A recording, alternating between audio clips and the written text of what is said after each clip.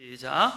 내가 주를 신뢰하오니 아침에 나로 하여금 주의 인자하심에 대하여 듣게 하소서. 내가 주를 향해 내 혼을 들어 올리리니 나로 하여금 내가 마땅히 가야 할 길을 알게 하소서. 열왕기하 3장 15절.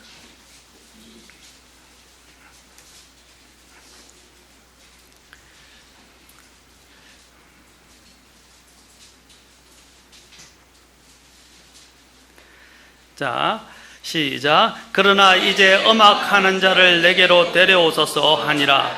음악하는 자가 연주할 때에 주의 손이 그에게 임하니. 기도하겠습니다. 하나님 아버지, 오늘 이 시간도 주님 앞에 나와서 하나님의 뜻을 발견하고 하나님의 뜻대로 살고 또 하나님의 뜻 안에서 주님을 섬기며 영광스럽게 하기 위해서 주님을 사랑하는 우리 모두가 이 자리에 모였습니다. 주님, 이 경배의 자리에 주님이 우리에게 필요한 대로 말씀하시고 우리가 정말로 우리 인생을 향한 또 우리 이 하나님의 그 원초적인 그 뜻들을 제대로 발견하고 주님을 섬길 수 있도록 도와주시옵소서. 주님의 영께서 이 자리에 처음부터 끝까지 모든 것을 주재하시고 또 인도해 주시고 또 영광을 받아 주시기를 원합니다. 주님, 말씀하옵소서. 우리가 듣겠나이다. 이 모든 것을 주님의 권능의 손에 의탁하며 우리 주 예수님의 귀한 존함을 받들어 기도합나이다. 아멘. 앉으시겠습니다. 지난 시간에도 제가 하나님의 뜻과 영혼의 조율에 대해 살펴봤습니다. 그 이전에는 우리가 하나님의 뜻을 알지 못하는 이유 두 가지를 말씀드렸습니다. 첫째는 우리가 하나님을 뜻을 행하고자 하는 의지, 마음과 의지가 부족하다. 의지의 결여라고 말씀드렸습니다. 두 번째는 또 하나님의 뜻을 행하고자 할 때 우리의 정직성의 결여 때문에 우리가 하나님의 뜻을 우리가 알 수 없다고 말씀드렸습니다. 그래서 우리에게는 먼저 무엇보다도 하나님의 뜻을 알기 위해서 하나님 앞에서 우리의 영혼을 조율해야 된다고 말씀드렸습니다. 그래서 조율의 중요성과 필수성과 함께 우리 영혼의 조율이 반드시 필요하다고 말씀드렸습니다. 여러분, 하나님과 함께 걷는 길 필립 켈러라는 분이 계십니다. 이 필립 켈러는 목자와 양과의 관계를 잘 저술했던 유명한 분이신데 그분이 하나님과 함께 걷는 길이라는 책에서 이렇게 기록하고 있습니다. 영적 고요 속에서 교제하시는 하나님.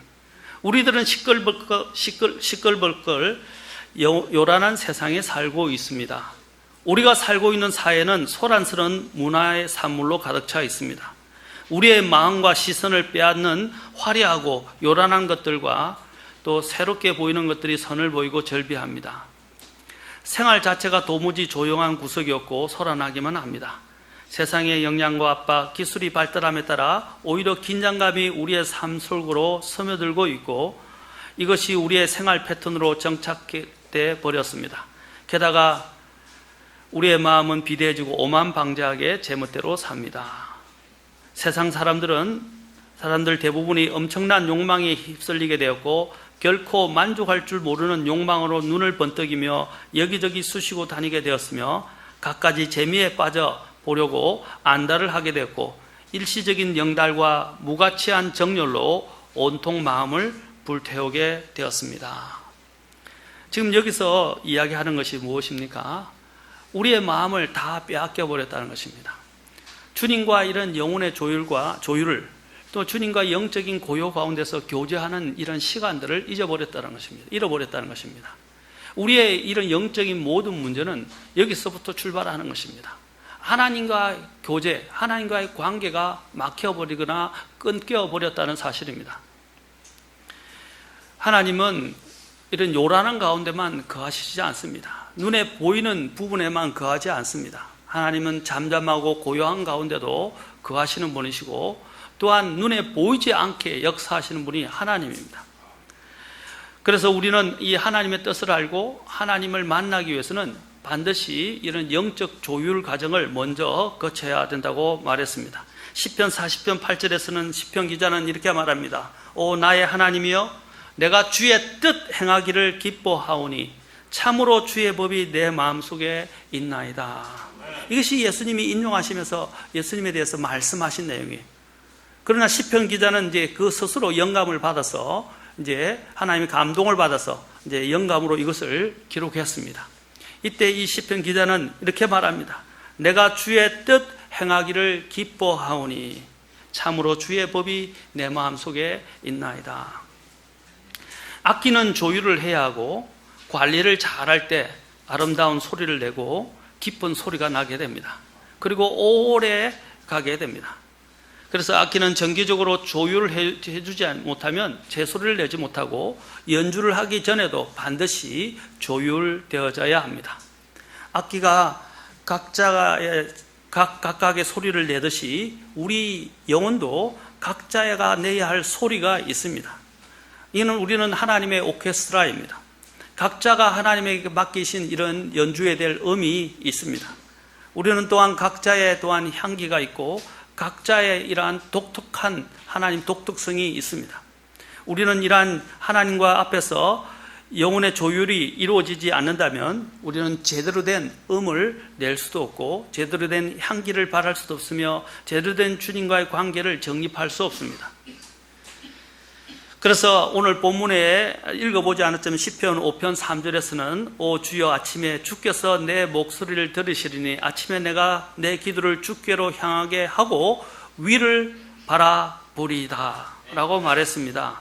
오늘 또 아까 시편 143편 8절에서도 주는 내가 주를 신뢰하오니 아침에 나로 하여금 주의 인자하심에 대하여 듣게 하소서. 자, 여기서 시편 기자가 말하면 내가 주를 향해 내 혼을 들어 올리리니 나로 하여금 내가 마땅히 가야 할 길을 알게 하소서. 자신의 혼을 주님께 들어 올린다고 말하고 있습니다. 혼을 올리는 이유가 뭡니까? 하나님과 영적인 조율을 갖기 위해서라는 것입니다. 지난 시간에 제가 잠깐 언급했지만 이런 영적인 조율의 삶은 우리 주님을 통해서 우리는 배울 수 있습니다. 우리 주님은 철저히 하나님과 항상 완벽하게 조율을 이루시면서 살아가셨어요. 그분은 하나님의 뜻을 어긴 적이 한 번도 없으십니다. 그분은 항상 하나님의 타임 테이블, 시간표에 따라서 움직이셨습니다. 그분은 항상 주님의 그 뜻이 아니었으면 그것을 행하지를 원하지 않으셨고 주님의 뜻에 철저하게 자신을 복종시키셨습니다. 우리는 그는 주님의 이러한 철저한 완벽한 완전한 순종을 잘 알고 있습니다. 주님이 이러한 주님 앞에 하나님의 뜻에 항상 맞추기 위해서 그분은 새벽에든지 심지어는 저녁에든지 아니면 또 모든 일을 끝내고 또 모든 일을 시작하기 전에 특히 12제자를 뽑기 전에도 그렇고 큰 일을 하시기 전에 오병이어의 기적을 행하시기 전에도 또 어떤 일을 끝내고 난 다음에 무리와 떨어져서 한적한 곳에서 주님은 늘 하나님과 교제하시면서 주님 앞에서 기도하셨습니다. 그분께서 조용한 가운데서 하나님을 만나고 기도한 이유가 무엇입니까?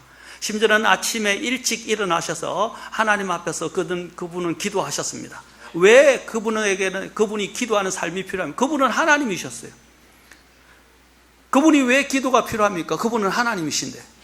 그러나 이 지상의 인간의 육체를 입고 인간으로 계실 동안에는, 완전한 인간으로 계실 동안에는 그분께서 이제 인간의 모든 본이 되시기 위해서 아버지 하나님께 우리가 어떻게 나아가야 되고 아버지 하나님과 어떤 관계를 맺어야 하며 아버지 하나님의 뜻을 어떻게 구해야 하는지를 주님께서 몸소 우리에게 보여주신 것입니다. 우리는 그분의 본을 본받아야 할 필요가 있을 것입니다. 또한 성경에서 보면 경배라는 단어가 창세기 22장 5절에서 가장 처음으로 사용되어지는데 이 경배와 관련해서 이 아브라함을 언급하고 있습니다. 아브라함이 이제 하나님의 명령을 받아서 자신의 아들 이삭을 이제 번제 희생물로 바치려고 이제 주님의 명령을 받고 부르심을 받아서 이제 자신의 아들을 데리고 가기 전에 그가 어떻게 했다고 되어 있습니까? 창세기 22장 1절에 보면 이제 하나님이 아브라함을 시험하시려고 아브라함에게 이제 말을 하니까 아브라함이 내가 여기 있나이다 라고 주님 앞에 말씀을 드렸습니다. 그러자 주 하나님께서 내 사랑하는 내 유일한 아들 이삭을 데리고 모리아 땅으로 가서 거기서 내가 너에게 일러줄 산들 중에 하나에서 그를 번제물로 드리라 라고 명령했을 때 아브라함이 어떻게 했어요? 하나님의 명령 정말 기가 막히고 정말 이해할 수 없는 하나님의 이 명령에도 불구하고 그는 믿음으로 어떻게 했습니까? 아침에 일찍 일어나 나귀의 안장을 얹고 자기 청년들 2명과 자기 아들 이삭을 데리고 또 번제의 헌물에 쓸 나무를 쪼개고 일어나서 하나님께서 말씀해 주신 곳으로 가게 되었습니다. 그리고 셋째 날에 아브라함이 어떻게 했다고 그랬죠? 눈을 들어서 그곳을 멀리서 바라보았습니다. 그가 일찍 일어나서 그곳에서 멀리 바라본 그것이 무엇입니까? 저는 바로 예수님께서 십자가에 못 박히게 될 그러한 장면을 바로 그곳에 하나님 앞에 드리게 될 그 거룩한 곳을 하나님이 바라보면서 그는 하나님 앞에 나아갔던 것입니다. 그가 멀리 바라본 이유는 무엇입니까? 인간은 그렇습니다. 이 인간의 육신을 입고 있는 인간은 자꾸 하나님과 잡음을 일으킵니다. 그리고 하나님과 갈등을 일으킵니다. 또 하나님의 뜻을 대적하고 따르지 않으려는 이러한 우리의 본성이 있습니다. 우리가 왜 하나님 앞에 아침에 일어나고 또한 하나님과 이렇게 하나님을 바라보면서 생각해야 합니까? 묵상해야 합니까?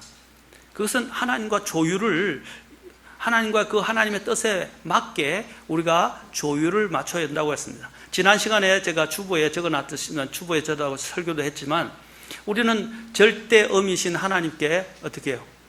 맞춰야 한다. 음을 맞춰야 한다고 했습니다. 또 절대 0점이신 하나님께 우리의 인생의 0점을 다시 늘 재조정해야 한다고 했습니다. 또 절대 시계와 같은 그리니치 천문대와 같은 절대 시간을 갖고 계시는 우리 하나님께 우리의 모든 것들의 시간의 표준을 시계를 영적 시계를 다 맞춰야 된다고 말씀을 드렸습니다. 우리는 이런 영혼의 조율이 필요한 사람들입니다. 그것을 본받아서 이삭 또한 창세기 24장 63절에 보면 이삭 또한 어떻게 했다고 그랬습니까? 그가 날이 저물 때에 들에 나가서 묵상을 하다가 눈을 들어 바라보았을 때 낙타들이 오는 것을 보았습니다. 곧 아브라함의 종과 이제 그의 신부 이삭이 리브가가 이제 오고 있는 모습을 그가 보게 됐습니다. 뭐 하다가 보게 됐다고요? 묵상하다가. 그가 왜 들에 나가서 묵상을 하게 되었습니까? 하나님과 조율을 하기 위해서였습니다. 또한 여호수아가 하나님의 명령을 받아서 가나안 땅을 정복하기 전에도 그는 여호수아 3장 1절에서 여호수아가 아침에 일찍 일어났고, 일찍 일어나서 그가 무엇을 했습니까? 요르단강을 바라보면서 하나님 앞에서 영혼의 조율을 한 것입니다. 어떤 일들을 하기 전에 조율한 것입니다. 다니엘이 하루에 3번씩 주님 앞에 예루살렘을 향해 창을 열고 기도한 것도 하나님과 조율이 없이는 어떤 일을 할 수 없다라고 그는 생각했고, 또한 그것이 율법적인 명령이기도 하지만 그는 주님을 사랑했고 주님의 그 능력을 갖기 위해서는 주 하나님과 영혼의 조율이 반드시 필요했던 것이었습니다. 왜 사람들이 새벽 시간을 귀히 여깁니까? 그 이유는 새벽에 하나님을 만나 영혼을 조율하기 위한 가장 최적의 시간이기 때문입니다. 그래서 아까도 봤지만 아침에 내가 기도하리니 시편에서 말씀하고 있죠. 그리고 또한 아브라함도 아침에 일찍 일어나서, 그렇죠? 그 다음에 또한 이삭도 마찬가지고 여호수아도 마찬가지고 또 주님께서도 새벽 이런 미명에, 그렇죠? 해가 뜨기 전에 새벽에 주님은 일어나셨습니다. 그리고 기도하셨습니다. 왜 그렇습니까? 하나님과 영혼의 조명을, 그렇죠, 조율을 하기 위해서였던 것입니다. 너무 바쁘고 많은 일들이 많아서 우리의 영혼을 하나님과 함께 조율을 하지 못한다면 어떻게 되겠습니까? 여러분, 저는 악기를 제대로 조율하지 않고 관리를 하지 않아서 더 많이 돈을 지불하는 것을 많이 봤습니다. 우리 딸도 플루스를 부는데 제가 한번 혼냈어요. 플루스를 제대로 관리를 안 해가지고 녹이 슬고 제대로 이제는 이 키도 잡히지 않고 소리도 제대로 안 나오고. 왜 그렇습니까? 습도가 많은 곳에 그냥 관리를 닦고 조이고, 그죠? 준비를 해서 잘 닦아서 보관을 해야 되는데, 그렇죠? 습도가 없는 케이스에 딱 담아서 보관을 해야 되는데 그냥 방치를 저렇게, 그것도 하루만 있으면 괜찮은데 일주일씩 방치를 하면 어떻게 되겠어요? 금방 당연히 녹이 쓸 수밖에 없어요. 그 다음에 어떻게 색깔이 변색이 되고 키도 어떻게 해요? 또 안에 있던 키가 습기와 온도 때문에 민감해져서 변형이 된다 이 말입니다. 그러면 제소리를 낼 수가 없어요. 제소리를 내지 못할 뿐 아니라 어떻게 또 그것이 내구성이 떨어지게 돼요. 내구성만 떨어집니까? 이제 그것을 고치려니까 비용이 많이 들잖아요. 비용이 많이 들잖아요. 영적인 것도 마찬가지입니다. 우리가 하나님과 함께 늘 이렇게 조율을 하지 않는다면 더 많은 희생과 비용이 필요하게 됩니다. 이 비용이라는 것은 제가 돈으로 계산한 게 아니라 우리가 치러야 할 대가가 더 많다는 것입니다. 잃어버리는 것이 더 많게 된다는 것입니다. 그래서 우리는 너무 바쁘다는 핑계를 대지 마십시오. 빚이라는 단어가, 어떤 분이 빚이라는 단어를 설명을 할 때 영어 빚이라는 단어를 영어에 한 예화가 있는데, 이 빚이라는 단어가 뭐냐면 사탄의 굴레하에 자기를 둔다는 것입니다. 사탄의 굴레하에 두는 거예요. 사탄의 가장 큰 전략 중에 하나가 뭡니까? 하나님과 시간을 갖지 못하고 너무 분주하게 만드는 거예요. 우리는 모든 생각을 내려놓고 주님의 음성을 들어야 합니다. 고요한 것을 찾아야 되고 또 조용한 가운데서 주님과 교제를 하는 것이 필요합니다. 왜냐하면 우리의 생명과 우리의 능력과 또 우리의 모든 지혜는 하나님께로부터 오기 때문입니다. 그렇게 될 때 우리는 하나님의 음성을 들을 수 있고 하나님의 뜻에 따라 우리 자신의 인생을 조율할 수 있게 될 것입니다. 이 조율을 위해서 우리가 항상 이 조율과 관련해서는 음을 맞추는 것처럼 우리의 마음을 늘 하나님 앞에서 새롭게 해야 합니다. 그래서 로마서 12장 1, 2절에서는 뭐라고 말합니까? 자, 너희는 이 세상에 동화되지 말고 오직 너희 생각을 새롭게 함으로 변화를 받아. 너희 뭡니까? 오직 너희 생각을 새롭게 함으로 변화를 받아야 한다고 말하고 있습니다. 그래야 하나님의 선하시고 받으실 만하며 완전한 뜻이 무엇인지 입증하게 된다고 말하고 있습니다. 사랑하는 성도 여러분, 날마다 우리는 새롭게 해야 돼요. 날마다. 그래서 사도 바울은 고린도후서 4장 16절에서 우리의 겉사람은 썩어 없어져도 속사람은 날마다 새로워지는도다 했어요. 날마다. 그리고 우리는 날마다 우리의 마음을 새롭게 해야 됩니다. 어떻게 새롭게 할 수 있습니까? 우리 스스로 할 수 없어요. 하나님 앞에서 하나님의 말씀의 물로 우리를 씻어서 늘 깨끗게 우리 자신을 유지해야 한 것입니다. 그것이 바로 영혼의 조율이고 마음의 조율이라고 할 수 있습니다. 우리의 몸을 거룩하고 하나님께서 받으실 만하며 살아있는 희생물로 드리기 위해서는 마음을 새롭게 하나님 앞에서 조율해서 새롭게 하는 것이 필요합니다. 마음을 새롭게 한다는 건 무엇입니까? 다시 주님을 우리의 마음의 중심에 모시는 것입니다. 그렇게 될 때 우리의 존재는 하나님의 뜻과 일치하는 삶을 살게 되는 것입니다. 오늘날 근본주의 독립심리학의 가장 큰 문제가 뭐냐? 사람들이 너무 옳고 그른 것, 교리적인 이런 신학적인 이런 부분에 너무 예민해져 있어요. 필요합니다. 이 교리는 뼈대와 같아요. 그리고 옳고 그른 것을 우리에게 분별해주는 중요한 것입니다. 그러나 이 뼈대만 있고 살이 없으면 어떻게 되죠? 못 움직입니다. 그렇죠? 우리가 뼈만 튼튼하다고 되는 게 아니라 살도 어떻게 해요? 이게 훈련이 연단이 되고 훈련이 돼야 돼요. 그렇죠? 많은 사람들의 문제가 무엇입니까? 뼈의 문제가 어디서부터 시작되냐면 근육이 그렇죠? 잘 발달되어야 이걸 잡아주는 힘이 생기게 됩니다. 뼈를 유지해 줄 수 있는 힘도 거기서 오는 것입니다. 그런데 많은 이런 근본주의 독립주의는 너무 썰렁해요.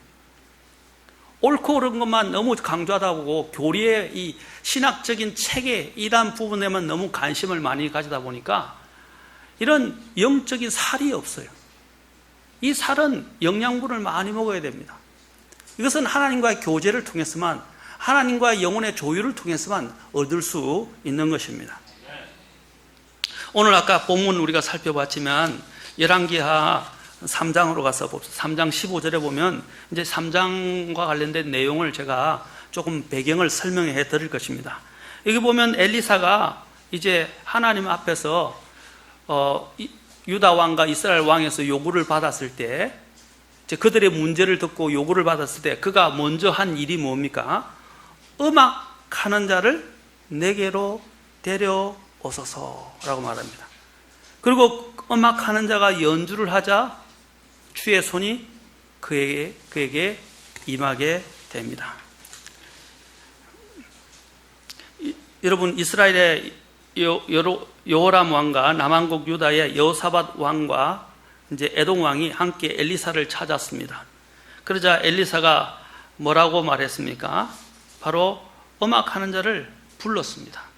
이제 그것을 하기 전에 열왕기하 3장 14절로 열왕기하로 가서 보겠습니다. 열왕기하를 살펴보면 놀라운 내용을 우리가 볼 수 있습니다. 열왕기하 3장. 이제 그들이 이제 전쟁에 나가게 되었습니다.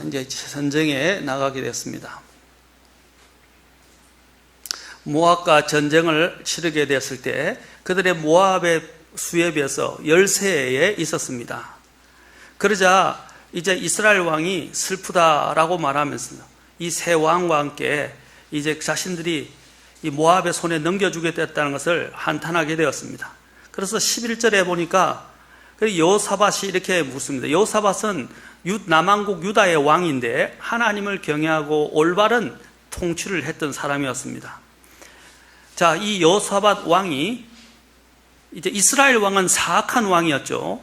그런데 여호사밧 왕은 하나님을 경외하고 올바른 믿음으로 하나님을 섬긴 왕이었는데 그가 말합니다. 우리가 대언자를 통해 주께 여쭙고자 하니 11절 여기에 주의 대언자가 없느냐 하매 이스라엘 왕의 신하들 중에 한 사람이 대답하여 이르되 엘리야의 손에 물을 붓던 사밧의 아들 엘리사가 여기 있나이다. 자, 이 종 한 명이 엘리사가 있다라고 소개를 해주게 됩니다. 그러자 여호사밧이 이제 그를 같이 찾아가자고 말해서 이스라엘 왕과 이제 에돔 왕이 여호사밧을 비롯해서 엘리사를 찾아가게 됩니다. 이제 그 엘리사가 이제 13절에서 이야기합니다. 특히 이스라엘 왕은 사악하다 그랬죠? 이 사악한 이스라엘 왕에게 말합니다. 내가 당신과 무슨 상관이 있나이까? 당신의 아버지의 대언자들과 당신의 어머니의 대언자들에게 가소서. 그들은 이방신을 숨기고 우상을 숭배했던 자들이었어요. 그래서 엘리사가 이야기합니다. 당신의 대언자들과 당신의 어머니 대언자들에게 가소서 하니 이스라엘 왕이 그에게 이르되 그렇지 아니하니이다. 주께서 이 세 왕을 모압의 손에 넘겨주시라고 함께 부르셨나이다 하매 엘리사가 이르되 내가 서서 섬기는 만군의 주께서 살아계심을 두고 맹세하노니 내가 만일 유다 왕 여호사밧이 앞에 있음을 고려하지 아니하였더라면, 왜냐하면 여호사밧은 하나님을 경외하는 왕이었거든요. 그런데 그가 사실 여기 보면 함께 이제 이스라엘 왕과 협력을 하게 되는 이런 문제가 있게 되었지만 하나님이 그의 경외함을 보고 이제 이 여호사밧을 아끼셨기 때문에 이제 여호사밧으로 인해서 그들을 만나게 됩니다. 그래서 만나서 지금 이야기하게 됩니다. 그래서 여호사밧이 앞에 있음을 고려하지 아니하였더라면 분명히 왕을 바라보지도 아니하고 왕을 보지도 아니하였으리이다. 자, 그러면서 그가 뭐라고 말하냐? 15절 오늘 읽었던 본문, 이제 음악하는 자를 내게로 데려오소서. 음악하는 자가 연주할 때에 주의 손이 그에게 임하니. 이 급박한 전쟁의 때에 에돔 광야에서 그 많은 군대와 전쟁에 동원된 가축들이 마실 물이 없어서 목이 타 들어가고 있었습니다. 이스라엘이 앞장서고 남유다와 에돔과 연합해서 모압과 싸우려고 벌인 이 전쟁을 하나님께서는 남유다의 이 여호사밧 왕으로 인해서 도우시고자 하셨습니다. 여호사밧은 아까도 말씀드린 하나님께서 함께하는 왕이었습니다. 하나님께서는 이 여호사밧으로 인해서 이 전쟁을 승리로 몰아가고자 하셨는데 그 전에 여호사밧이 엘리사가 한 일이 무엇이었습니까? 연주하는 자를 데려오라 하셨습니다. 그래서 연주하는 자가 연주를 하자 주의 손이 임하게 되었습니다. 이것은 무엇을 말하는 것입니까? 그가 어떤 큰 일을 하기 전에 먼저 하나님과 조율을 하는 것입니다. 과연 그것이 하나님께로부터 온 것인지, 또 하나님의 능력을 힘입는 것입니다. 여러분, 우리가 음악은 성경에 있어서 굉장히 중요합니다. 여러분, 하나님은 음악을 사랑하십니다. 원래 이 음악을 하나님께서 창안하신 분은 하나님 아버지이십니다. 하나님 아버지께서 처음에 이 음악 때문에 사실 루시프를 두신 것입니다. 루시프는 음악을 관장하던 자였고 하나님의 왕자 위를 덮는 그룹이었습니다. 자, 이 그룹이었는데 그가 하나님의 왕자 위를 덮고 그가 완벽하게 창조됐고 너무 아름답게 창조되었고 또한 그가 음악까지 관장하는 굉장한 능력을 소유한 자였습니다. 근데 그것 때문에 그가 어떻게 했어요? 이제 그 안에서 죄가 발견되어지고 교만하게 되어서 하나님을 대적하게 되었습니다. 처음에 그는 음악을 하는 자였어요. 음악을 관장하는 자였어요. 자, 그가 타락을 하게 되었습니다. 자, 하나님은 여기서 음악을 사랑하십니다. 그리고 음악을 굉장히 크게 중요하게 생각을 하십니다. 여러분, 다윗이 이 이스라엘을 정비할 때 어떻게 했습니까? 제사장들을 정비했지만 음악하는 사람들을 정비한 것을 보게 됩니다. 크게 정비를 하게 됩니다. 또 다윗 또한 하프를 잘 쳤고 잘 탔고 또한 음악을 사랑한 자였고 그는 또한 시편을 우리가 많은 시편의 대부분을 기록한 사람입니다. 자, 이런 음악은 하나님의 예배에 있어서 하나님을 경배하는 데 있어서 또 하나님 앞에 나아가는 데 있어서 굉장히 중요한 것입니다. 이런 음악은 하나님 앞에서 우리가 하나님 앞에 우리 자신들을 돌아보고 또 주님 앞에 준비하는 과정에 있어서 너무나 중요한 역할을 하기 때문에 항상 우리의 경배에 이렇게 음악이 있는 이유가 거기에 있는 것입니다. 주님이 이제 유대 유월절에 이제 주님께서 십자가에 못 박히러 가기 전에 만찬을 하셨어요. 만찬을 하실 때 주님이 어떻게 하셨죠? 찬송 한 곡을 부르시고 올리브산으로 가신 것을 보게 됩니다. 찬송 한 곡을 부르셨죠? 그래서 주님도 찬송을 잘 하셨어요. 또한 히브리서에 보면 이 찬송과 관련해서 이 찬송가 하나님께서 교회 회중의 찬송 가운데 거하시는 하나님이라고 말하고 있습니다. 여러분, 그래서 성경에서 찬송은 대단히, 왜냐하면 찬송은 우리의 마음을 예비하고 하나님과 먼저 앞서서 조율하게 하는 것입니다. 무디가 크게 복음을 선포하면서 수많은 영혼들을 주님 인도하게 될 때 무디의 옆에는 누가 있었냐면 생키가 있었어요. 이 생키가 항상 어떻게 했어요? 그 말씀을 전하기 선포하기 전에 그 생키가 찬양을 불렀습니다. 아까 우리 운자매님처럼 찬양을 굉장히 잘하는 사람이었어요. 그래서 찬양을 해서 미리 영혼의 마음들을 다 예비시키고 준비시켜서 또 하나님께서 마음을 부드럽게 사람들의 영혼들을 부드럽게 하시고 또 하나님의 능력 권능이 크게 임해서 수많은 사람들이 구원을 받게 되었습니다. 아마 무디만큼 영혼들을 구원한 사람이 없을 만큼 무디는 엄청난 이러한 일들을 하게 되는데 그 배경에는 또한 무디를 위해서 기도하는 사람들이 많이 있었지만 그 앞에 먼저 이러한 모든 마음을 부드럽게 하는 생키와 이러한 음악이 있었다는 사실입니다. 이런 하나님은 음악을 사랑하시고 이 음악은 우리로 하여금 우리의 마음을 부드럽게 하고 하나님과 먼저 영혼을 잘 조율할 수 있도록 만들어주는 역할을 하게 됩니다. 오늘 여기 있는 이 엘리사도 이런 하나님의 막중한 이런 기적의 역사를 이루기 전에 그가 먼저 어떻게 했습니까? 이제 여호사밧을 요구를 듣고 하나님 앞에서 음악하는 자를 불러서 먼저 자신이 하나님 앞에 조율을 했습니다. 그럴 때 무엇이 임했습니까? 주의 손이 임했습니다. 주님의 손은 무엇입니까? 권능의, 여기서는 권능의 손입니다. 보호의 손입니다. 이 주님의 손이 엄청나게 중요합니다. 다음에 제가 The Finger of God, 하나님의 손가락, 이 손과 손가락에 대해서 제가 설교를 한번 할 준비하고 있습니다. 하나님의 이 손가락은 정말 놀라우신 손가락입니다. 하나님의 이 손은 여기서 권능의 손입니다. 자, 이 하나님의 권능의 손이 어떻게 했습니까? 이제는 이 모압과의 전쟁에서 그 막강한 모압과의 전쟁에서 승리를 할 수 있도록 이끌었다는 사실입니다. 엘리사 대언자는 전쟁을 시작한 지 일주일 만에 에돔 광야에 갇혀서 배회하고 있는 수많은 군대와 가축들이 마실 물이 없어서 죽어가고 있다는 소식을 전해 듣고 그가 음악하는 자를 통해서 이제 주의 감동이 되고 주의 이제 손이 그것을 통해서 임하게 됨으로써 이런 극적인 형태로 이러한 전쟁에서 승리를 할 수 있게 된 것입니다. 우리에게는 이런 주님의 손이 필요합니다.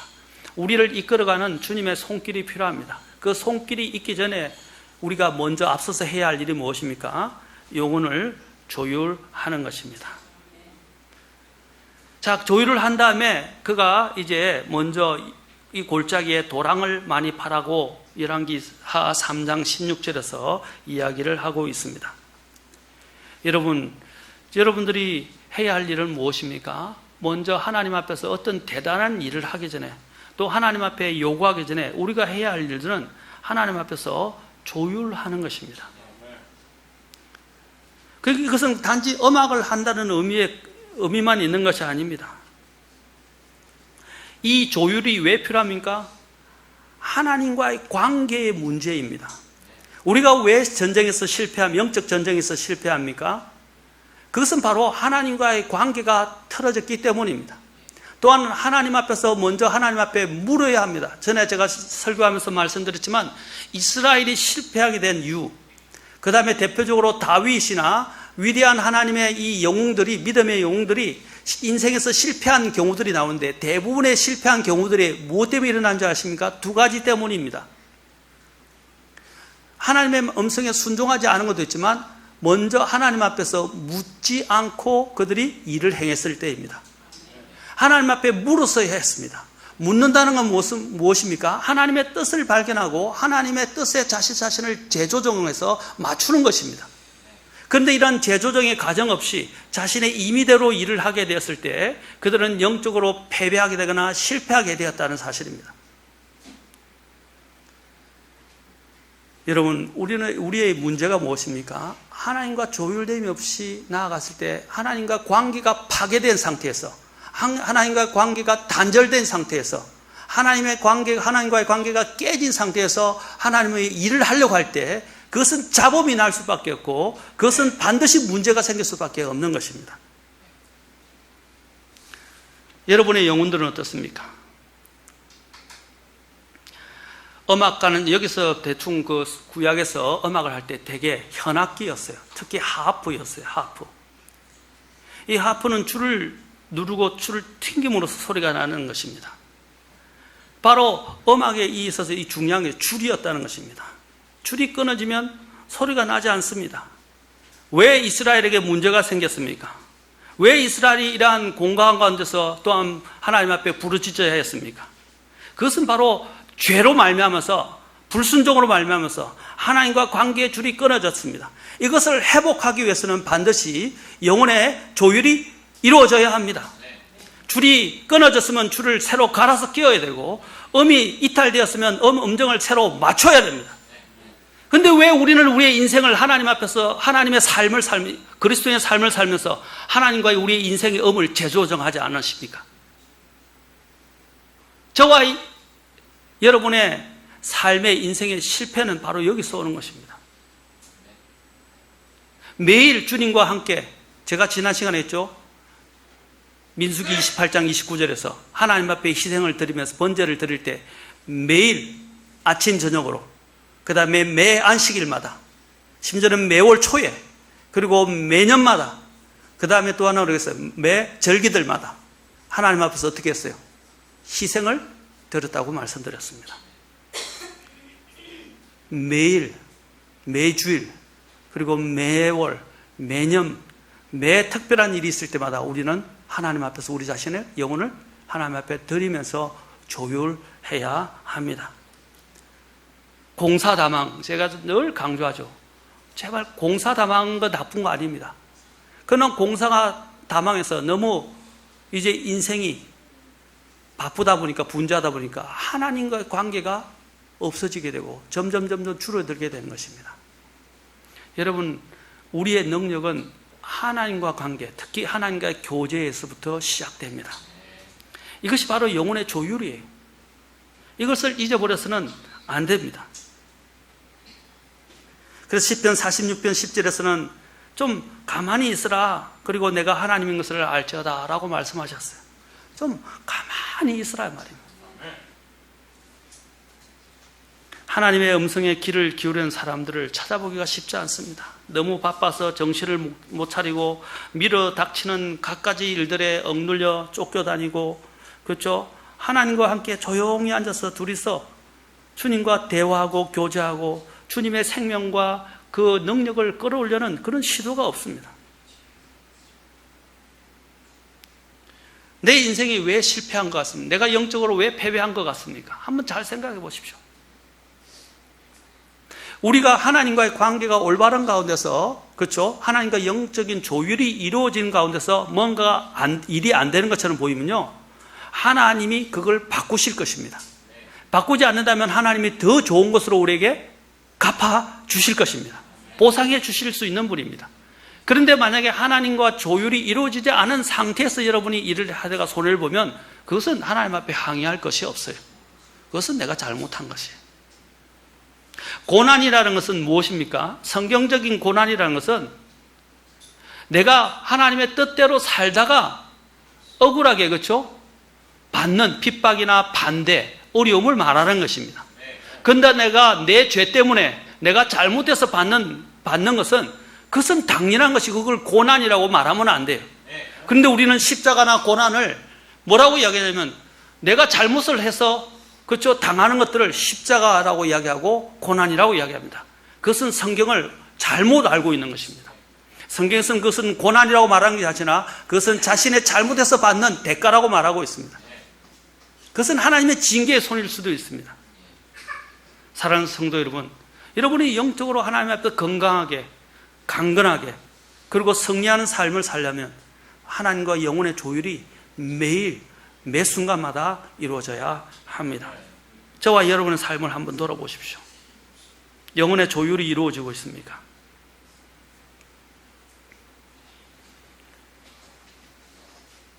여러분, 우리가 보통 초심이라고 말합니다. 이제 초지일관이라는 것은 바로 초심에서부터 시작하는 것입니다. 하나님의 교회가 무너지게 되는 이유가, 또 우리의 개인적인 삶에서 우리의 삶이 무너지는 이유가 무엇입니까? 바로 초심을 잃는 것입니다. 초심이 무엇입니까? 라오디게아 교회에 대해서 주님께서 경고하셨을 때 어떻게 말씀하셨습니까?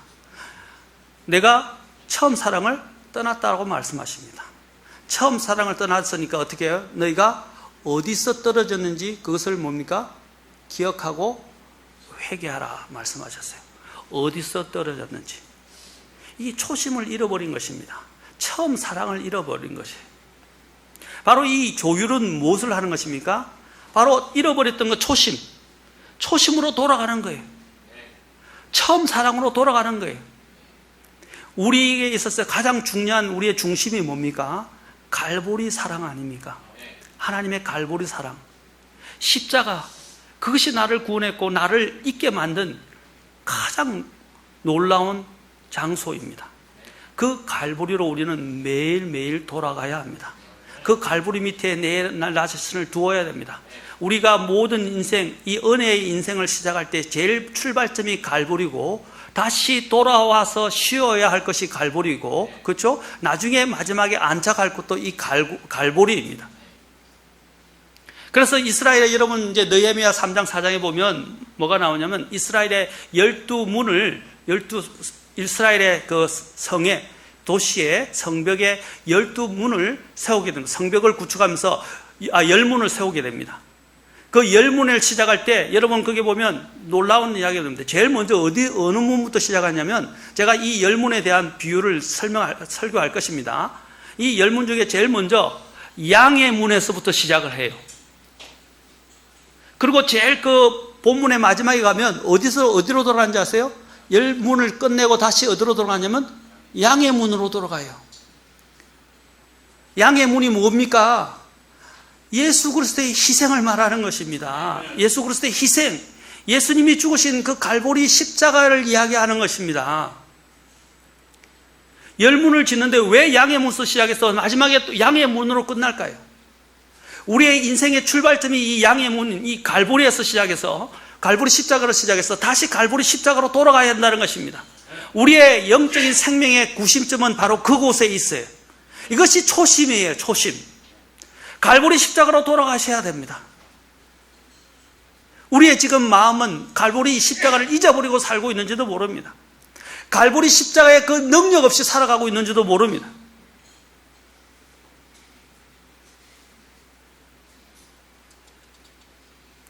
우리는 우리의 이 흐트러진 사이클을 이제 하나님 앞에서 조율해야 합니다.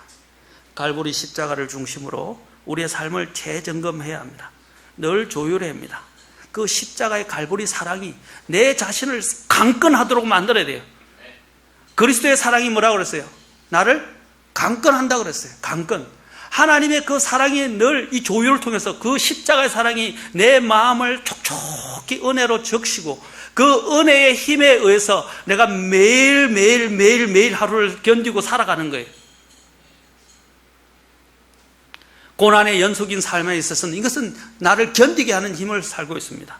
영적인 싸움에 있는 사람들은 이것을 승리로 이끌어가게 하는 그 승리의 비결이 바로 그곳에 있는 것입니다.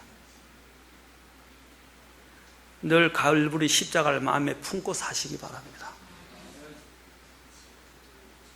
그것이 우리의 믿음의 출발점이요 믿음의 귀착지이기 때문입니다.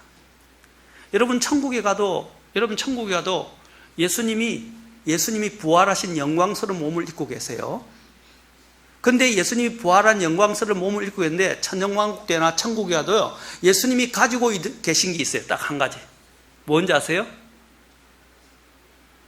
예수님의 상흔이에요. 상흔. 예수님의 상흔이 뭐예요? 십자가 찔리시고 그저 흘리신 그 자국. 그 자국은 남아있단 말입니다. 그래서 의심많은 도마에게 뭐라 했어요? 뼈와 살에 대해서는 손에 못자국에 어떻게 해요? 손을 넣어보라고 했어요. 주님이 천국에 갔어도 주님께서 우리에게 보여줄 수 있고 영원히 간직하고 계신 게 뭔지 아십니까? 십자가에 못 박히신 자국이에요. 주님이 완벽하게 되시고 영광스러운데 그 자국만은 여전히 영혼 동안 영원히 가지고 계신다는 것입니다. 그것은 뭘 이야기합니까? 우리를 위해서 예수님이 십자가에서 희생을 당해서 죽으셨다는 것입니다. 그 갈보리 사랑을 늘 우리의 마음속에 품고 인지하고 있어야 됩니다. 그 갈보리 사랑을 품을 수 있도록 우리는 아까 본성이 어떻게 해요? 늘 이탈하고 늘 잘못된 길로 가고 늘 길 잃은 양처럼 그렇죠? 길을 잃어버리게 되고 늘 이탈하게 됩니다. 음정이 이탈하듯이 조율을 해놔도 음이 이탈하듯이 그래서 절대음에 늘 음을 맞추듯이 마찬가지로 우리의 영혼도 늘 이탈하기 쉽기 때문에 늘 딴 길로 가기 때문에 항상 절대적인 이 하나님의 하나님의 절대적인 영점에 우리 자신을 맞춰야 합니다. 절대적인 하나님의 이 시간에 우리 자신을 맞춰야 합니다. 그것이 없이는 전쟁에 승리할 수 없어요.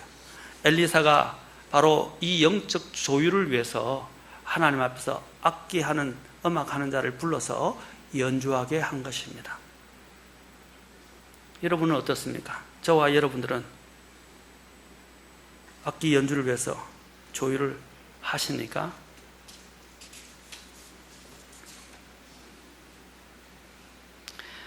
이 엘리사가 이 음악하는 사람으로 하여금 찬송을 연주하게 했을 때 자기 자신도 찬송을 들었고 불평하고 원망하던 이스라엘 왕도 그 찬송을 들었고 또한 그 옆에 있던 여호사밧 왕도 찬송을 들었고 그와 함께 했던 많은 그 장수들도 찬송소리를 들었습니다.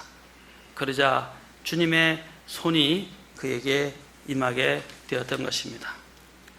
나의 영적인 삶이 잘 조율되어지면 내 권능의 도끼를 날카롭게 벼루어서 우리가 이때는 삶의 현장으로 나아가게 되더라도 그것은 하나님의 역사들이 일어나게 되는 것입니다. 그러므로 어떤 일을 하느냐가 중요한 것이 아니라 그 일 일전에 내가 정말 하나님과 제대로 조율이 되어 있느냐가 더 중요한 것입니다. 우리 인간은 자꾸 성과 중심으로 이루어가고 있어요. 오늘날 이 세상이 이렇게 허망해지고 사람들이 피폐해진 이유가 뭡니까? 자꾸 눈에 보이는 성과와 업적에 결과에만 치중하기 때문입니다. 그러나 하나님은 성과보다도 어떻게 해요? 그 방법과, 그렇죠? 방법에, 그 동기에 대해서 주님은 더 강조하시는 분이십니다. 어떻게 내가 집을 세울 건가 하는 것이 집을 세운 것보다 더 중요하다는 것입니다. 어떻게? 그것은 바로 내 믿음의 조율을 통해서 이루어지는 것입니다. 영적인 혁명이라는 것은, 영적인 이러한 역사라는 것은 영혼의 조율이 없이는 불가능한 것입니다. 자, 이러한 조율이 이루어지자 이제 그들이 메말라서 골짜기에 물들고 먹을 물이 없었을 때 도랑을 많이 파라고 엘리사가 이야기하는 것을 보게 됩니다. 이제 하나님이 일하시기 시작한 것입니다. 하나님이 그들의 삶 속에서 하나님과 조율이 이루어지지 못해서 바짝 말라버리고, 그렇죠? 메말라버리고 전혀 감동도 없고 냉랭해져 버린 그 이스라엘에게 하나님께서 새로운 생명의 샘을 열어주시고 새로운 길을 열어주신다는 것을 말하는 것입니다. 여러분은 삶이 메마르지 않았습니까? 왜 메마른 것 같습니까? 여러분 삶에 어떤 열매가 없지 않습니까? 왜 열매가 없는 것 같습니까? 주님과의 영적 조율에 문제가 생겼을 수도 있어요. 그러기 위해서는 영적 조율이 이루어져야 여러분의 메마른 곳에 하나님의 은혜의 담비가 내릴 수 있는 것입니다. 은혜의 샘, 그 구원의 샘이 내 인생에 흐르지 않는다면 나는 메마른 광야에 불과하게 될 것입니다. 성도가 그리스도인의 삶을, 정말 능력 있는 그리스도인의 삶을 제대로 살려면 그 메마른 광야에 물이 되어져야 하는데, 물이 없다면 그는 비틀어지고 말라져서 누구도 살 수 없는 꽃이 됩니다. 생명이 죽어간다는 거예요. 여러분들이 내가 먼저 물을 대야 되잖아요. 그래, 물을 대야 내게서 어떻게 해요? 다른 사람들에게 물길을 내어주고 물을 대어줄 수 있어요. 내 안에서 샘이 터져야 됩니다.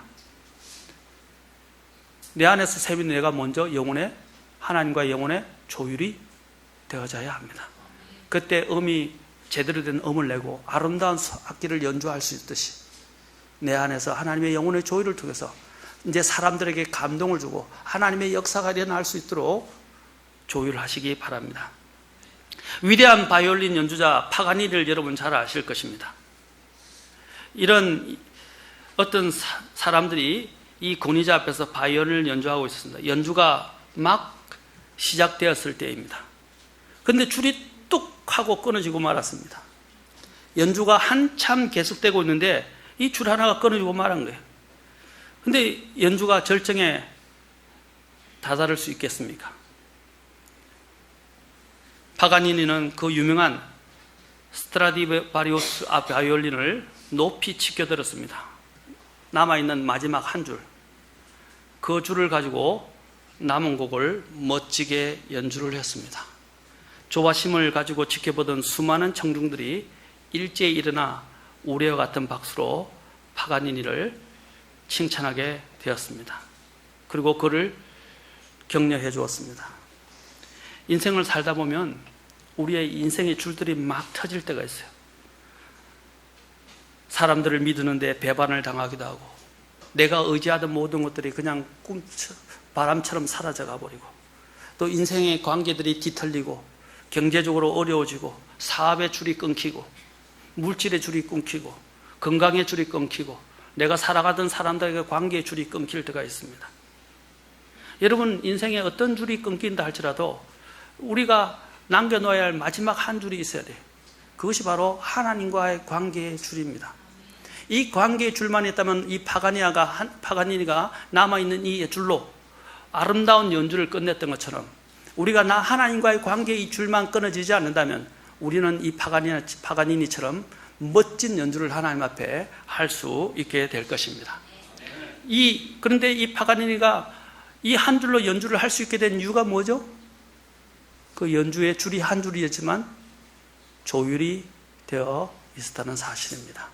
사랑하는 성도 여러분, 여러분의 영혼을 오늘 주님 앞에서 조율하십시오. 이것이 바로 하나님의 뜻을 알아갈 수 있는 가장 중요한 일입니다. 조율된 악기는 성리를 연주하게 됩니다. 성리를 향해 연주를 하게 됩니다. 조율된 악기는 멋진 성리를 하기 위한 준비가 다 되어 있는 것입니다. 20절을 보면 어떻게 됩니까?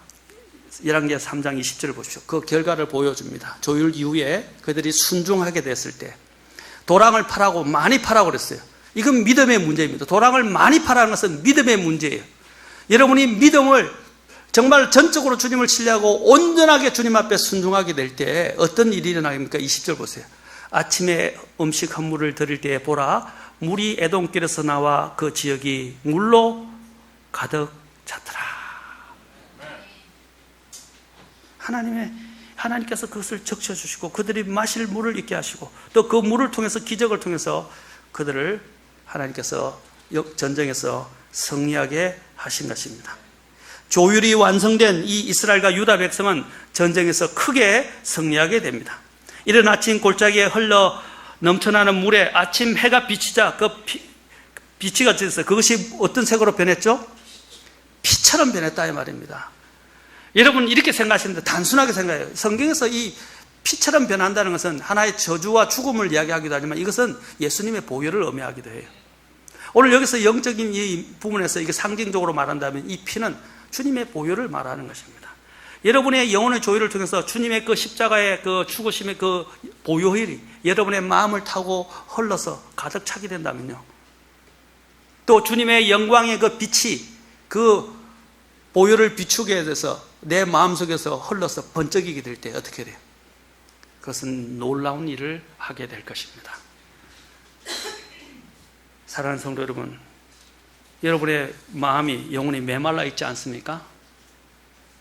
여러분의 영혼은 주님과 조율되어 있습니까? 여러분의 모든 줄이 다 터졌다 하더라도 마지막 남은 이 한 줄이 하나님과의 관계가 끊어지지 않고 조율된다면 여러분들은 멋진 주님 앞에서의 인생의 연주를 하나님 앞에서 하게 되고 하나님께서는 그것을 통해서 여러분들을 기뻐 받으시고 또한 여러분의 삶을 승리하는 삶으로 인도해 주실 것입니다. 하나님의 뜻을 알기 위해서 가장 중요한 것은 여러분의 영혼을 먼저 조율하는 것입니다. 엘리사처럼 어떤 일을 하기 전에 먼저 하나님 앞에서 영혼을 조율하십시오. 오늘 시편 기자가 이야기한 것처럼 그 영혼을 주님 앞에 들어 올려셔서 주님 앞에 나아가신다면 주님이 어떻게 하신다고 그러세요? 아까 시편 140편 본문에서 43편 8절 뭐라고 했어요? 내 혼을 들어 올리리니 나로 하여금 내가 마땅히 가야 할 길을 알게 하소서.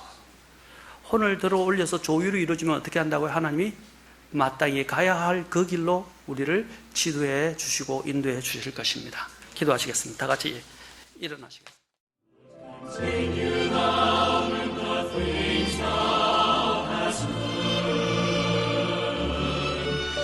Continue